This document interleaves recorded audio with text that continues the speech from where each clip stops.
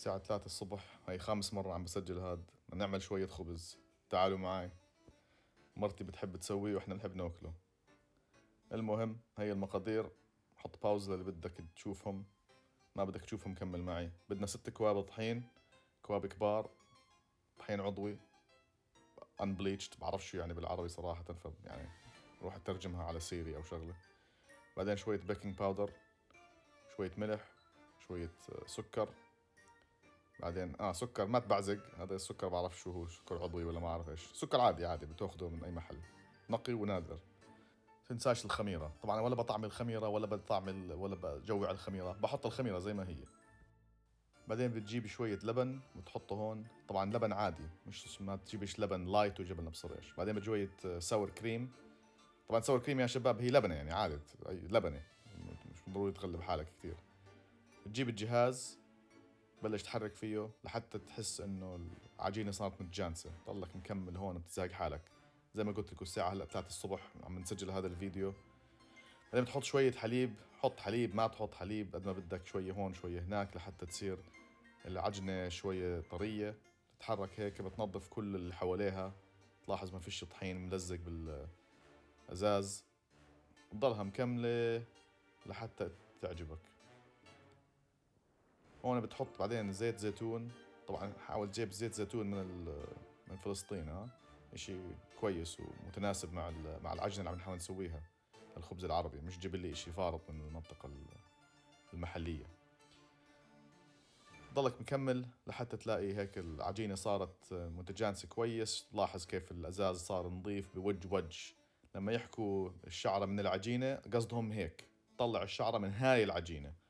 الحمد لله طبعا احنا كله ما في الشعر، صلعنا من زمان، تعرف من الشباب من الأولاد والشغلات هاي.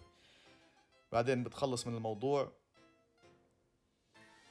طلعه من الكوب هذا الأزازي، تبلش تضربه بوكسات، كفوف، أي إشي يعني. أنت أي إشي ما بتقدرش تحطه بأولادك حطه بهالعجينة. اضربه لحتى يخفص. بعدين بتحط لك شوية غطا.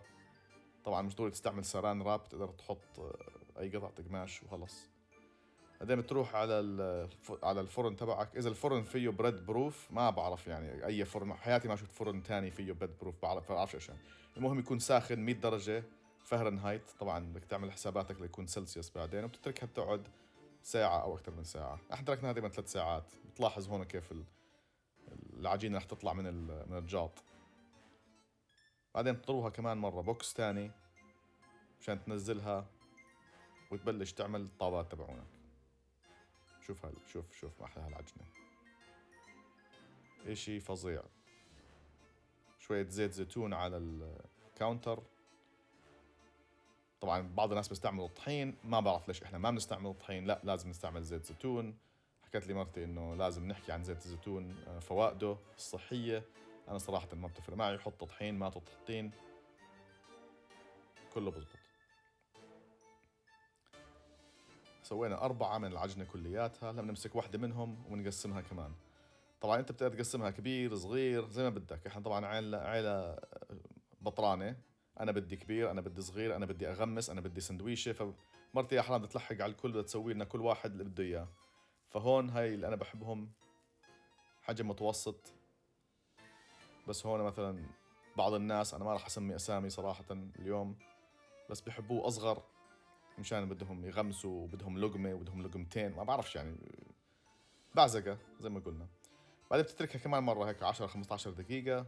وتبلش تستعمل أصغر أصغر شو اسمه هذا؟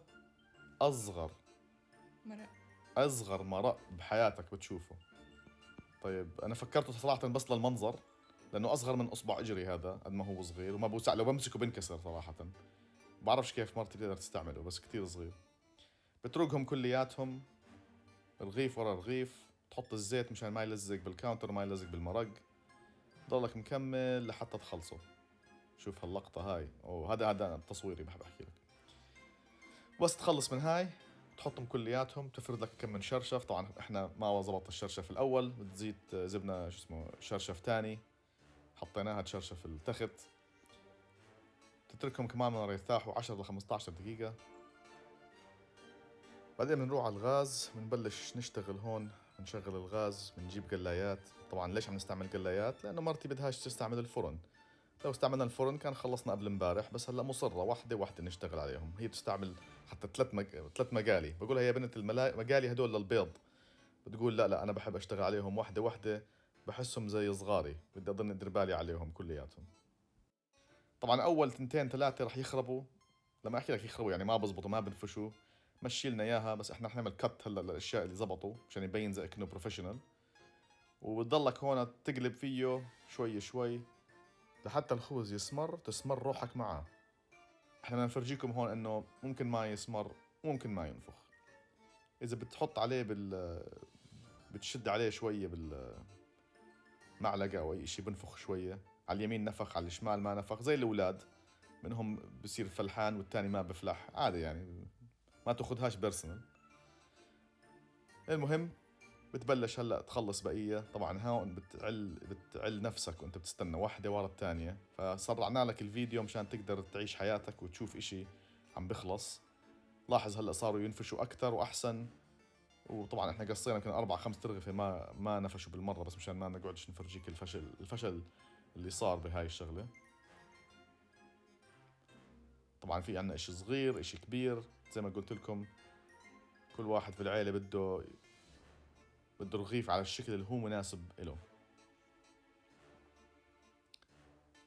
وبس تخلصهم ما تخليهم يصيروا كتير مسموع. شوف هالشوت، شوف الثانية. طبعا فيش ثالثة لأنه عملنا كت هون مشان نبين زي كأنه كل إشي زبط. ما تخليهم يصيروا كتير سمر، لأنه بعدين رح نفرزهم نحطهم بالفرن كمان مرة. وقتها بتقدر أنت تخليهم يصيروا مسمرين زي ما بدك. وهاي اللقطة النهائية مشان تشوف قديش الخبز شكله فظيع مع الزيت والفينيجر بلسمك. حطهم مع بعض وغمس.